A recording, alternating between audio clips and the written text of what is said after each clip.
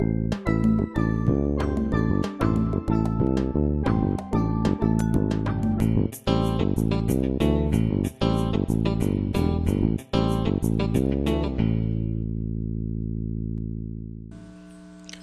the Roman Inquisition has not gone away. It simply has changed form. And we all know the terrible internal conflict that the United States fought in the Civil War in 1863. The Battle of Gettysburg was the turning point of that war. Friends, Abraham Lincoln, our beloved president, was assassinated by the Vatican. One only needs study the signs of the times in which Lincoln lived to know that this is true. One man who knew President Lincoln well was his contemporary, Charles Chiniquy, a Catholic priest who left the pagan Church of Rome to become a disciple of Jesus Christ. In 1886, Chiniquy published the book 50 Years in the Church of Rome. In this book, he shared with the reader the dialogues he entertained with President Lincoln.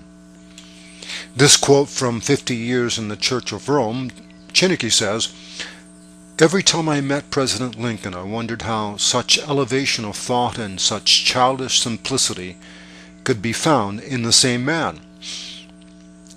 The secret was that Lincoln had spent a great part of his life at the school of Christ, and that he meditated his sublime teachings to an extent unsuspected by the world.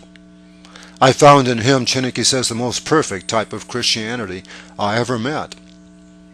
Professedly, he was neither a strict Presbyterian, nor a Baptist, nor a Methodist, but he was the embodiment of all which is more perfect and Christian in them. Many of those who approached Abraham Lincoln felt that there was a prophetic spirit in him, Chiniquy says, and that he was continually walking and acting with the thought of God in his mind, and only in view to do his will and work for his glory. Regarding slavery and the emancipation of the blacks in the South, Lincoln commented, "I know there is a God, and that he hates injustice and slavery. I see the storm coming, and I know that his hand is in it. If he has a place and work for me, and I think he has, I believe I'm ready. I am nothing, but truth is everything," he said. "I know I'm right because I know that liberty is right, for Christ teaches it, and Christ is God."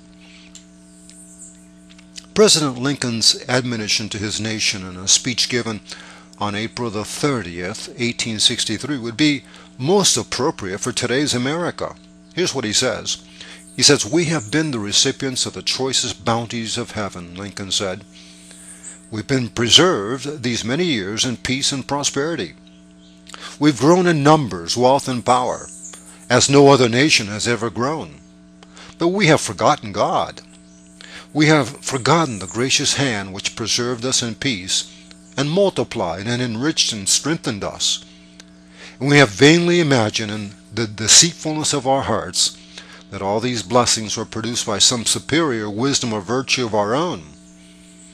Intoxicated with unbroken success, we become too self-sufficient to feel the necessity of redeeming and preserving grace, too proud to pray to the God that made us. It behooves us then," Lincoln says, "to humble ourselves before the offended power, to confess our national sins, and to pray for clemency and forgiveness." As 2 Chronicles 7:14 says, "If my people which are called by my name shall humble themselves and pray, and seek my face, and turn from their wicked ways, then will I hear from heaven, and will forgive their sin, and will heal their land." Concerning the instigators of the Civil War, President Lincoln said, "There is a fact which is too much ignored by the American people, and with which I am acquainted only since I became president. It is that the best, the leading families of the South have received their education in great part, if not in whole, from the Jesuits and the nuns. Hence these degrading principles of slavery, pride, cruelty, which are as a second nature among so many of these people. Hence that strange want of fair play, humanity, that implacable hatred against the ideals of equality and liberty as we find them in the gospel of Christ. Unfortunately, he says, the Jesuits and the nuns have, in great part, remained the teachers of these people since.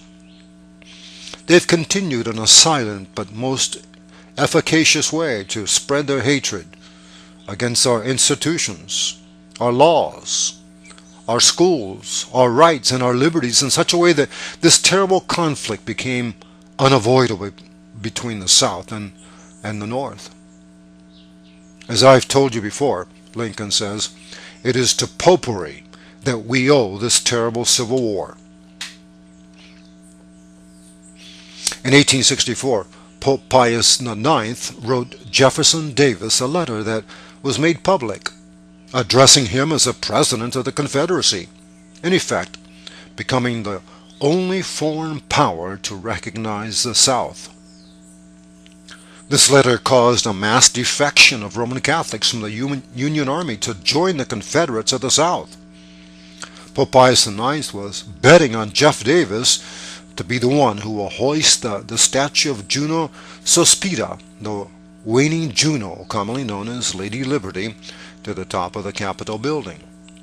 The statue was conceived in Rome, just like the statue of Juno Regina Caelestis on the island of the Sun, commonly known as the Statue of Liberty on Ellis Island. After President Lincoln became aware of Pope Pius IX's letter to Jeff Davis, he told Chiniquy, "Unfortunately, I feel more and more every day that it is not against the Americans of the South alone that I'm fighting. It is more against the Pope of Rome, his perfidious Jesuits and their blind and bloodthirsty slaves. It is my impression that the Jesuits, who are the principal rulers of the South, will do what they have almost invariably done in the past. The dagger or the pistol will do what the strong hands of the warriors could not achieve." Lincoln continues, he says, "So many plots have already been made against my life that it's a real miracle that they have all failed.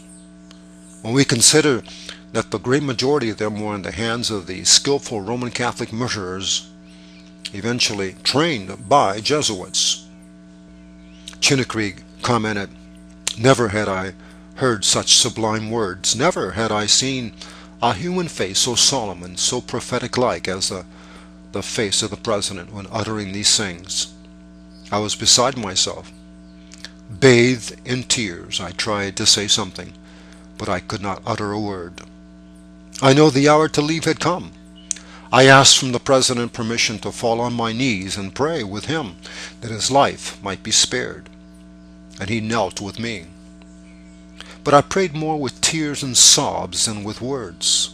The hour was fast approaching when he was to fall by the hands of a Jesuit assassin for his nation's sake." In Charles Chiniquy's 50 Years of the Roman Church, Abraham Lincoln said to Chiniquy, "I'll be forever grateful for the warning words that you've addressed to me about the dangers ahead to my life from Rome. I know that they are not imaginary dangers. If I were fighting against a Protestant South as a nation, there would be no danger of assassination. The nations who read the Bible fight bravely on the battlefield, but they do not assassinate their enemies. The Pope and the Jesuits, with their infernal Inquisition, are the only organized powers in the world," Lincoln says, "which have recourse to the dagger of the assassin to murder those who cannot convince with their arguments to conquer with the sword."